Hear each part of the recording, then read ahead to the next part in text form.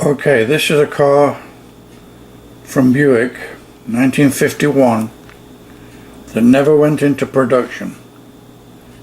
It's the 1951 Buick LeSabre concept car. It's an experimental thing that Harley Earl designed, and he drove it himself all over the place in those days, and it was like his own personal car, but it never went into production. It was like an engineering experimental car. They were trying out all kinds of different things on this car that probably went onto production cars later on in the 50s, like brakes and all that kind of stuff. But mainly it was an experimental car. It was his own personal car that he designed. He drove it. If you look it up on the computer, it's a lot of history on this car, and it never went into production. I guess it was too expensive, and it's only a two-seater, so maybe that was a reason. But anyway, let's have a look at it. Very unusual looking car. Check out that steering wheel. My goodness. Like I said, it was his own personal car. He used to drive around the General Motors plant in it and give it all kinds of tests. Looks like a Batmobile, but it isn't.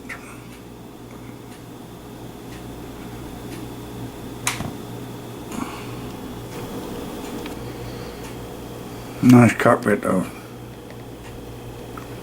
Very nice. Look at that steering wheel. Wow.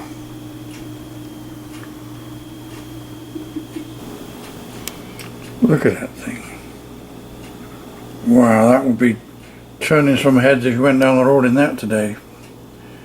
There's only one still in existence, and that's probably the only one that was ever built, and it's in the General Motors Automotive Museum.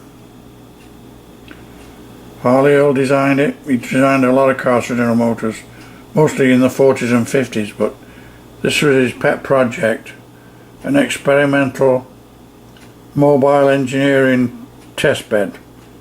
That's what this car was meant for. Brakes, engine, steering, transmission, everything that was in this car was experimental to see how it worked and if it was reliable. I'm not too crazy about them headlights in the middle like that, but I guess that in those days they turned when you turn the steering wheel. You know, they didn't stay straight, they turned when you turn. Massive engine. Looks like it was a twin turbo. Wow. Boy, I bet that thing would fly. It was probably too expensive, that's why it never went into production.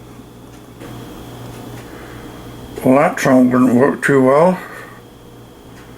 There's no room for nothing in there, except maybe a briefcase. Wow, no wonder it never went into production. It's really not very much used for nothing except cruising in, carrying one passenger, and that's about it. Trunk's useless. Still a sleek looking car though. Like a spaceship on wheels. Wow.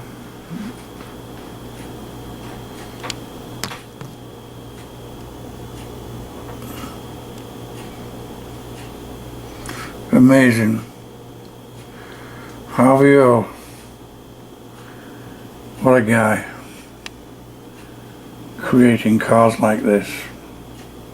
Way ahead of its time for 1951. I mean, it looks like a spaceship on wheels. Look at it. It's amazing. So there you have it. This 1951 Buick LeSabre concept car. Harvey Earl's own personal car. Never went into production. Now on display at the General Motors Automotive Museum. Like I said, there's only one left in existence, and that's it. General Motors Museum, probably up in Detroit.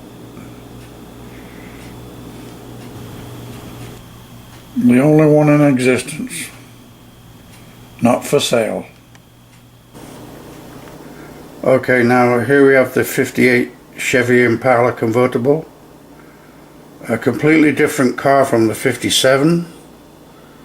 It had the quad headlights. The whole car was absolutely completely different. There was no similarity at all between the 58 and the 57. It was a bigger car, it was wider, and it had the double headlights where the 57 only had single headlights. So that was completely different. Much different car, bigger headlights, bigger engine, 348 engine, where the 57 was a smaller engine.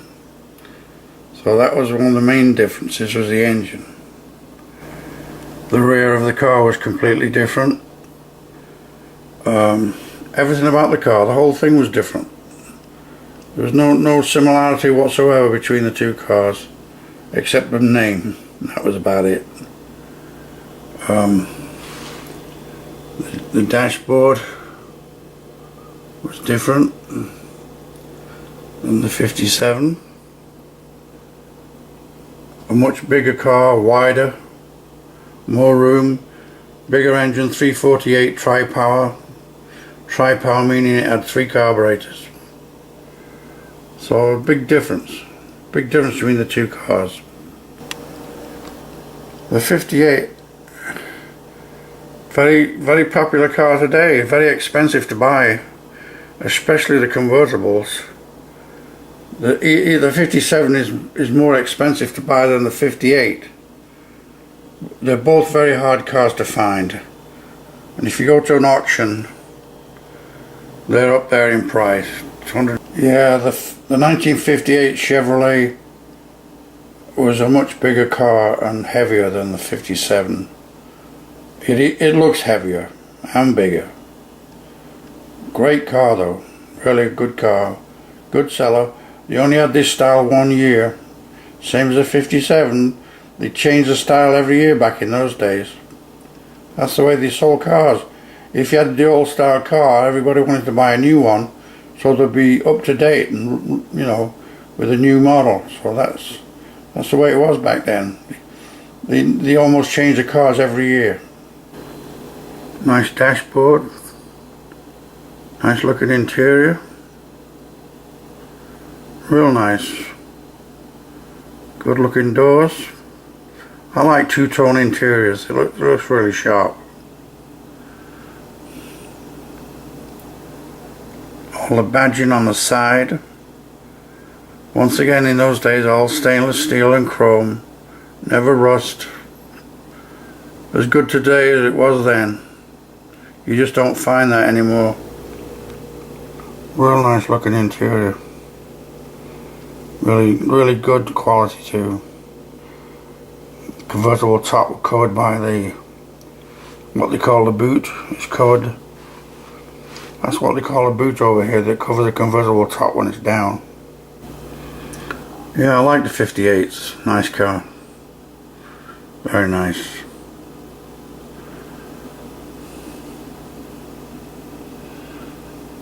They were all nice back then.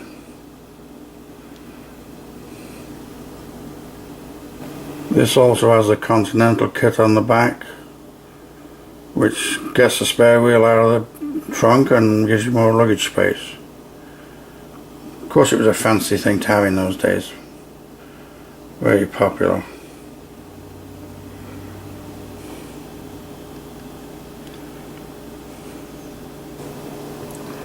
Of course, all the cars back in those days had a lot of luggage room in the back.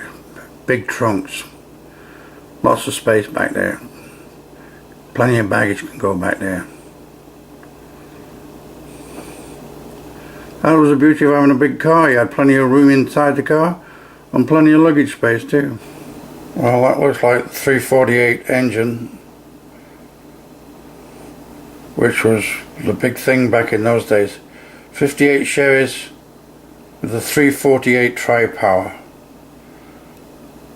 That was a thing to have back then. 1958 Chevy convertible with a tri-power was a hot car. Yep, sure was. 1958 Chevy Impala convertible. Nice looking car. And very expensive. Even today. These cars bring around $200,000 at an auction. And they're over 65 years old. In mint condition, a car like this goes between $150,000 and $200,000, and even higher, depending on how badly the buyer wants the car. It's just crazy what people pay these days for these old classic cars. Nice car.